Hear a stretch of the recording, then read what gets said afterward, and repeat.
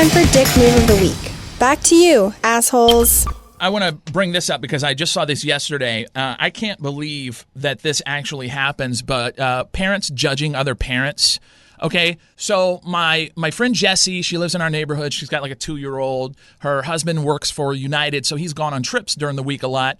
And she is bringing her son to, it's the library, and they have like a 2-hour, session to where you can bring the kids. During the summer, they do a lot of that. So her 2-year-old is, she goes there, and this time she doesn't see any moms that she knows, so she's just sitting there with her 2-year-old, and her 2-year-old is on the carpet or whatever in front of her, and he's playing with some blocks or whatever. He's just being quiet, being good. So she takes out her phone, and, she's probably, gets on Facebook. She said she took some pictures and sent them to her husband or whatever, and then she heard these two moms like kind of right by her, and they weren't trying to be quiet about it, and they actually said, can you believe these millennial moms who like just ignore their kids and have their nose buried in their phone the whole time? So she looked up and she noticed she was the only one on her phone. She was like, excuse me? Did she really say something? And they actually said, why don't you get off your phone and pay attention to your kid? There was an actual confrontation. Fuck no, I would have like...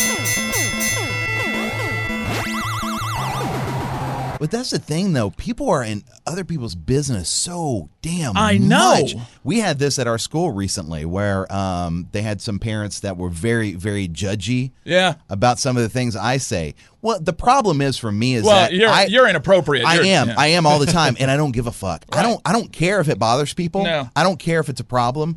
This is where it carried over, is that then Nicole was being kind of judged. And so she's not very... she doesn't really like people a lot. Yeah. And so for her to talk to other moms, it sometimes takes a lot of effort from her. Oh, yeah. She just likes, she's like her own person. I got you. And so then my kids, from their perspective, is that, some of those families don't want their kids playing with my kids because I'm an asshole. Right. And so it was this big fucking deal. And I said I was like, I don't care. It just bothers me that it bothers them and it messes with their lives. See, for me, it doesn't even bother me that it bothers them. I could care less about my kids. And it's like the most psycho people that judge you. Oh, yeah. The most psycho. Oh, yeah. The craziest ones. They're judging you because they're exercising their own demons. Yeah. Because it's to take the focus off of the problems in their life. Their life is, right. And to toss it onto you.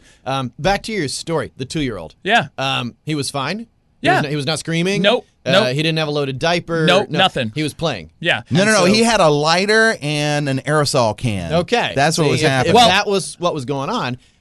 But that's the thing is that's the pressure on parenthood these days, is to constantly engage with your kids as if you're fucking them up for life. Yeah. If you're not in their face entertaining them, when in fact the kid was entertaining himself, happy, self, and what? And the fact, so I don't know. Sometimes you have to let your kids play on their own and then socialize with other kids. She brought up the fact to the shitty snobby lady. Her kid was sitting there playing nicely, and she goes, "Your kid's over there making it rain plastic fish." He had plastic fish, and he was just throwing it all over the place. So her kid was the one being an asshole. But God forbid she was on her phone for 5 seconds.